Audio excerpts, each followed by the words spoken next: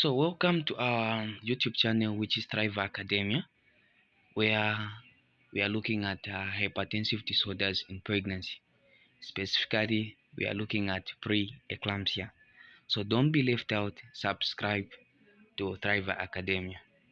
So, um, looking at pre-eclampsia. So, pre-eclampsia, we are saying it's just a condition specific to pregnancy occurring after 20th week of gestation. It can be characterized by hypertension, proteinuria, with or without edema. So in preeclampsia, there may be presence of edema or there may not be presence of edema. But bearing in mind that this condition only occurs in pregnancy, and not only in pregnancy but after the 20th week of gestation. So if the woman has got hypertension before 20th week of gestation, then it can be some other hypertensive disorders like chronic hypertension. So we'll look at what can cause pre-eclampsia. What can cause pre-eclampsia in a woman with a pregnancy? So the first thing that can cause pre-eclampsia is a prime gravidas, or these are prime gravidas. That's the first predisposing factors of preeclampsia. So prime gravidas, it's because of the it's due to immune response to the paternal genes. Because remember, this woman has conceived for the first time, so the maternal body is taking the paternal genes as the foreign thing. So as the maternal body system is trying to fight back, it causes abdominal or disturbance in the normal placentation of the placenta. Another predisposing factor is um, previous history of the same preeclampsia. So women who had preeclampsia way back, they are predisposed to have preeclampsia occurring again. Another predisposing factor that you can say is women with chronic hypertension. Remember, um, as a virtue of a woman being pregnant, it compromises the normal blood pressure. So if the woman has got a chronic hypertension, it's it is worsened due to the same pregnancy. So in definition of chronic hypertension, we are saying this is just a raised blood pressure that occurs even before the woman gets pregnancy. It has been there in existence, but it tends to be worsened when the woman is pregnant. So another predisposing factor, we can say multiple pregnancy, because of that greater placenta tissue. Other predisposing factors, they are diabetes mellitus. The same reason, because of the same placenta tissue, they tend to predispose the woman to have preeclampsia. Conditions like chronic nephritis, these women, they tend to have to be predisposed to hypertension. Other predisposing factors is when there is severe rhesus incompatibility. So you find that the same maternal body antigens, they are fighting against the paternal genes. By so doing, it deteriorates in the normal development or placentation. The other predisposing factor is conditions like medical conditions like diabetes mellitus. These, they tend to present themselves with large placenta tissue. Even just by virtue of a woman having hypertension, it can predispose them to um, them having preeclampsia. Although there are a lot of predisposing factors.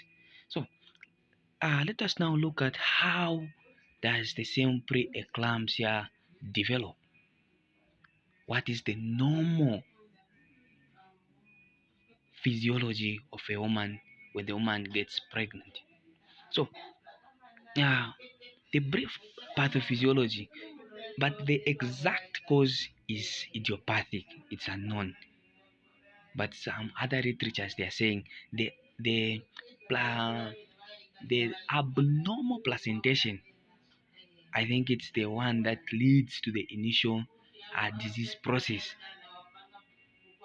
So uh, we expect by 20th week, 16th to 20th week, to have the second invasive process, whereas there is uh, excessive invasion of the trophoblast, which erodes the myometrium of the spiral arteries.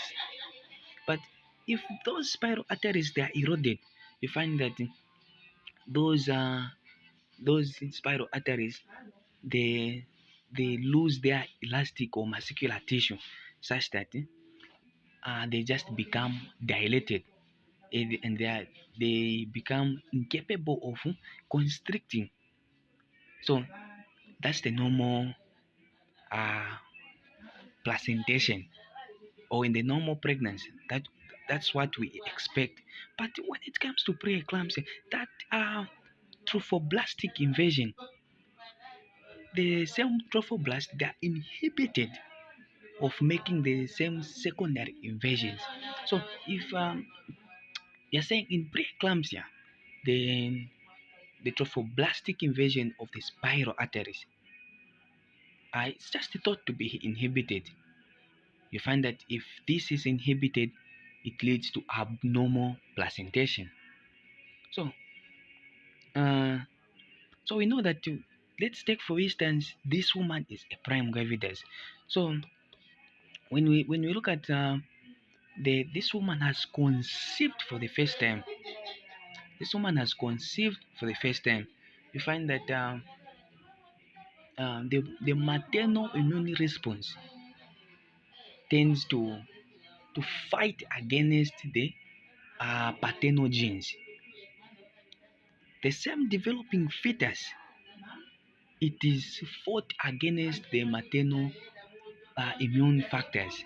So when those uh, when those immune factors they they more like they respond to the same developing embryo or zygote. So when those immune factors they are released, they tend to damage the endothelial cells. So remember, those endothelial cells they tend to produce prostacyclin and nitrous oxide. So these are just vasodilators. But if those endothelial cells they are damaged, you find that the production of prostacyclin and the nitrous oxide is inhibited or is reduced. So those vessels now they become constricted, because these are factors they are or these elements they are vasodilators. So if their production by endothelial cells it's inhibited, so those vessels now become dilated, or I mean they become constricted. Remember, the normal function of prostacyclin and nitrous oxide is to dilate the vessels. But if they are produced in, or their production is inhibited, those vessels they constrict. So this also increases the vascular sensitivity of angiotensin 2. Remember the same angiotensin 2, it controls the blood pressure and even the excretion of water and salt. But if uh, um, this combination of event happens, it causes vasospasms and increased blood pressure and abnormal coagulation and thrombosis and increased permeability of the endothelium, leading to edema. It leads to proteinuria, even hypovolemia. So if those events that we have talked about happen, you find that it causes vasospasms. So if there are vasospasms in those vessels, then there is increased blood pressure, but low blood flow. There is increased blood pressure but low blood flow. So the same thing. So let's now look at the pathological changes which happens in certain organs if this event takes place. What are the pathological changes which happens in specific organs such as maybe the uterus, the brain, the kidneys? What happens? So the first one we're going to talk about the kidneys. So remember we talked about those vessels going into spasm. So those spasms they cause constriction of the same vessels such that there is decreased blood flow. So that decreased blood flow it causes hypoxia and edema of the same endothelial cells and the glomerular capillaries. So you find that the same uh, increased blood pressure it causes permeability of those vessels of the same capillary such that it allows now the serum albumin to be filtered through into the urine. It is going to pass on the glomerulus there because those are the capillaries now they are dilated because of the same increased blood pressure but the low blood flow. That the low blood flow it has caused hypoxia and it has also led to edema. But the increased blood pressure it has caused those capillaries or the glomerulus to become permeable such that allowing the serum albumin now to be filtered through into the urine or the proteins now they are escaping through into the urine. So apart from the kidneys now, let's talk about the uterus. Remember the same constriction, you find that the blood supply now to the placenta is altered. So if the same the blood supply to the placenta is altered, you find that there are lesions which are formed in the placenta there, such that the exchange or the supply of oxygen now to the fetus is altered. So this it also causes IUGR. It can also cause IUFG because there is um, impaired adequate gaseous exchange here. You find that there is reduced blood flow in the maternal circulation, which also affects the the consumption of the fetus in the uterus. So this you find that if there is persistent um, low blood flow, it causes the same placenta tissue to become ischemic, such that it can even lead to uh, placenta abruption, where if the same placenta abruption is not managed, it leads to IOFD, the fetal death. It causes fetal distress. So that's all about the uterus. Now let's go to the liver. Remember, we are moving with two things here. We are moving with increased blood pressure and low blood flow. Increased blood pressure with low blood flow. So the same increased blood pressure it causes permeability of the um, hepatic cells, such that it causes edema because fluid now will start escaping. But the same uh, there is also there is epigastric pain. There's also epigastric pain because of the same hepatic edema that has occurred. Remember, if there's hepatic edema, meaning the cells they are affected such that the normal functioning of the liver now is altered, meaning the woman may lead to jaundice. So the woman can even present with jaundice in severe cases. So apart from the liver, now let's go to the brain. Remember, there is increased blood pressure but with low blood flow. So the increased blood pressure it causes again the permeability of those cells, such that um, um, the brain now becomes edematous due to same increased capillary permeability of the blood-brain barrier, resulting even in cerebral edema. So if those now cells of the brain cells, if they become necrotized, so if the same brain cells they die, they causes severe. Even the woman can present with severe. So if we are told to bring out the clinical presentation of women with preeclampsia, depending with any type of preeclampsia, these are the same things that you can bring on. So if there is a necrosis of the brain cells, what do we expect to see? We see the woman presenting with severe frontal headache, the woman having some visual disturbance. You find that the woman can be seeing spots, visual spots. The woman can present with nausea and vomiting because of the vomiting center in the in the cerebellum in the cerebrum is disturbed. Excuse, you find that they can be even twitching of the facial muscles of the muscles of the woman can go into twitching.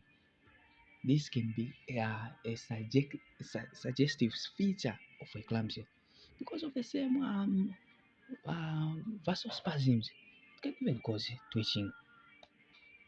So those are some of the pathological changes which happen in specific organs. So now let's go to uh, some of the clinical features now, listing them. What could be the clinical features of a woman having the same preeclampsia?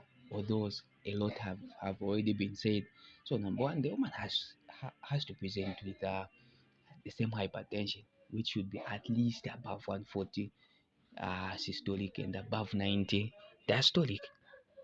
Then there should be also proteinuria. There should be also edema.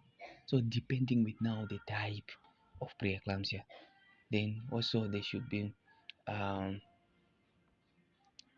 there should be frontal headache. There should be also uh, visual disturbance. Those are minor things that we have talked about. Those are the clinical features of preeclampsia. So now let's talk about how do we grade edema. This is another important component of preeclampsia. How do we grade edema in a pregnant woman? So there is grade 1, grade 2, and grade 3. So when we talk about grade 1, we are talking about a woman having a plus 1 edema. But where is it localized? It's localized on the knuckles. So this grade 1 mostly it is called knuckle edema. It's found on the knuckles. So another uh, so it can be found on the knuckles, even on the pedals, like pedal edema. So the other grade is grade 2. So this edema it's localized on the lower limbs and due to the knees. That's where the edema is. So grade 3 now it's generalized. It's all over the body now. So those are uh, the uh, the grades how we classify edema. So now let's talk about now how the classification of preeclampsia. Remember the same preeclampsia again, it is classified in three main classes, rather two main classes. The first one can be mild or moderate preeclampsia, but some other researchers they separate the mild and the moderate preeclampsia. So to me, I'll just group the mild and the moderate preeclampsia as one class. So you find that the blood pressure should be at least 140 and 140 systolic and diastolic above 190 to systolic 150 to diastolic 100 millimeters of mercury. So another feature when you have to know that will help you to identify that this is a mild or moderate preeclampsia, it's edema. They say edema should be at least 2 plus. Then there should be presence of proteins at least 2 plus. But when it comes to severe preeclampsia, the blood pressure should at least exceed systolic 160 and diastolic 110 millimeters of mercury. Then there should be an advanced proteinuria, meaning 3 plus, edema 3 plus.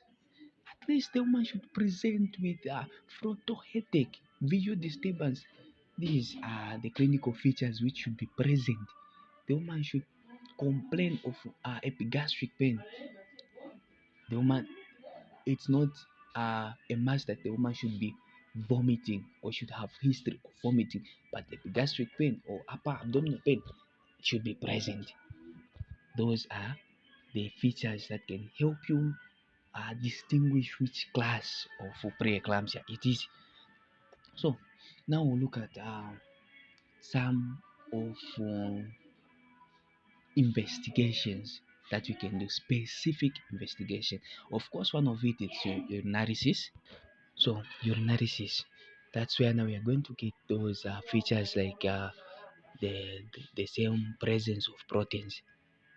So the urinalysis is done, clotting time is done, platelet count is done. So we can also do hemoglobin and hematocrit levels. We check. We can also uh, do liver function test just to check if the liver is functioning normally. So those are some of the investigations that you can do or add. I know there are other specific investigations that you can do. So let's look at now the brief, like really brief management when it comes to preeclampsia antenatal. So antenatally, um, the antenatally treatment of preeclampsia depends with the classification. So if it's mild preeclampsia, treatment of preeclampsia is symptomatic because the cause is unknown.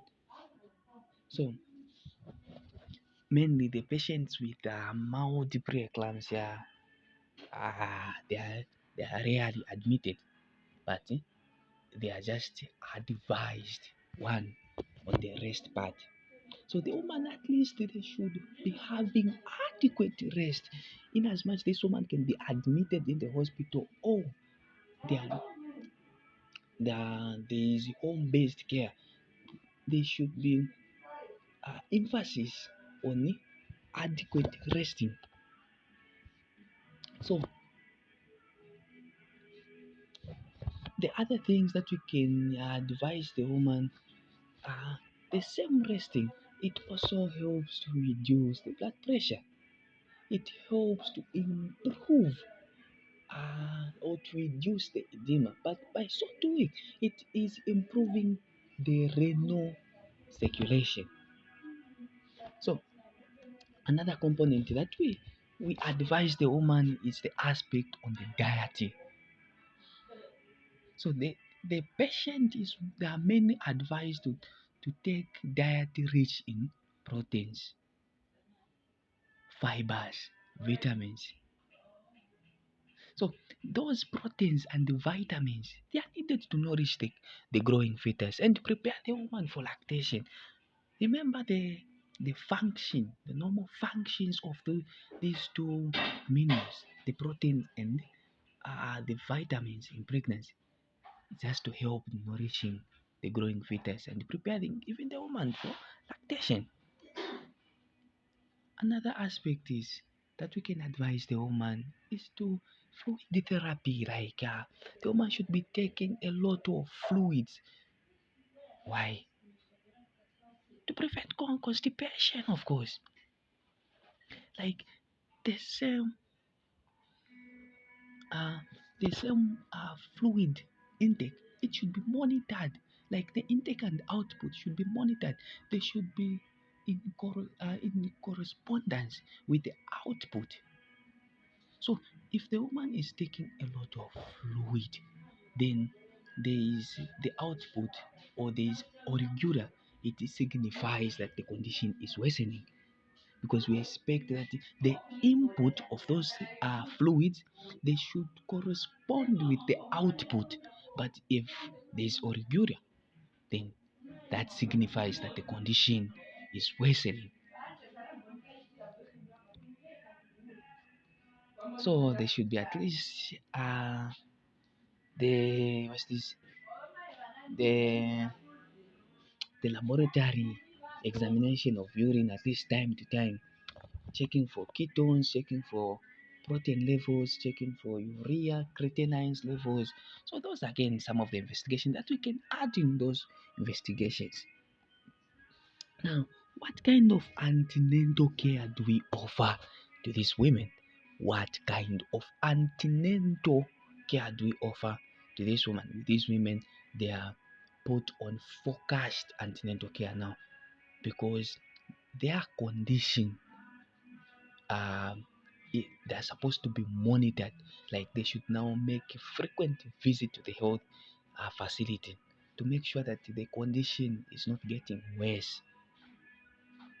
So there should be also frequent checking of weight antenatal. Physical examination aspect is very important. Like it will help us to rule out the same occult edema. But if we're not doing the same physical examination antenatal, how do we know that the condition of the woman is worsening or improving? So physical examination and antenatal wise, it's very important. Urinalysis. We have talked about urinalysis over and over. The aspect of urinalysis doing just the checking or to rule out the same proteinuria, ketonuria. There are a lot um, of things that we can check in urine, can help us to denote infection like the UTI. So the aspect of checking for those signs of raised blood pressure, such as blurred vision, headache, epigastric pain, nausea, they will be taught even to the patient. So that as they are discharged going home, they should watch out for those signs. But if the woman is advised that if she's not feeling well, then she should report to the hospital. But normally, these patients, they are admitted after 37 weeks of gestation. The management of preeclampsia in mild and the moderate mostly is to conserve the pregnancy. We are targeting to conserve the pregnancy so that the fetus reaches it the maturity or the mature level where it can even survive extrauterine. So the other aspect antenatal wise is to advise the woman to monitor the kick chart, so that we check, we monitor any fetal movements. Of course, the woman can be subjected to ultrasound just to assess the fetal growth. So that was about the mild treatment of preeclampsia. Now let's talk about the moderate aspect on the treatment of moderate preeclampsia. The same things, you watch out for any, or you do analysis to check if there is proteinuria, you check for edema, you check uh, for cretonuria. So mostly these patients are admitted now. They with moderate to severe preeclampsia. Moderate to severe preeclampsia patients, they are admitted, they are hospitalized until they deliver. So those investigations again, they can be done. All the investigation mentioned investigation, they should be done, but this management is focused at the hospital. So the other aspect, the many important aspect of treatment of moderate to severe preeclampsia is reduction of blood pressure, controlling of blood pressure. So we need to give hypertensive drugs. We need to rehydrate these patients, like the fluid therapy. But okay, let's talk about the the component of how we control the same blood pressure. One, we can give alobetalo, which is the drug of choice, which is given uh, it's given 200 milligrams. We can give methidopa at least a gram as a start dose. We can give hydralazine, which is given 5 to 10 milligrams. We can give nifedipine 10 to 20 milligrams. Those are some hypertensive drugs that we give together with the fluid therapy, so that the woman is kept rehydrated all the time. Remember, when you're rehydrating, you always check for the input and the output to to to rule out renal failure. So you have to be observing or monitoring the weight of the patient daily. If they are admitted at the hospital, do physical examination, control their diet, observe for any the fetal movement, observe for any signs of intrauterine fetal death. Also, you can even subject the woman the aspect of fetal well-being, just to put the woman you on CTG, so that they can be continuous monitoring of the fetal heart. Ultrasound should be done, or should be done to assess the fetal well-being and even the amount of liquor. Remember, this woman can be inducing. How we treat severe pre-eclampsia and the eclampsia is just the removal of the placenta. Then you have treated this condition. So there can be aspect of inducing this labor, or even letting the woman deliver under CS. But these investigations, they are cardinal to monitor. You monitor the fetal well-being, you monitor um, the the the maternal well-being. But remember, in severe preeclampsia, the woman uh, uh, they tend to have uh, severe epigastric pain. So these signs, they should be washed out. So you have to watch out for any signs of imminent eclampsia. Remember, if there's severe preeclampsia, it is if it complicates, it leads to eclampsia, where there are now onset of convulsions. So this now how we prevent the fits. It's by giving Maxaf. But Maxaf administration, it's another topic for another day. So thank you so much for watching this video on hypertensive disorders in pregnancy. The forecast topic for today was pre-eclampsia. Don't forget to subscribe. It's Driver Academia. Thank you.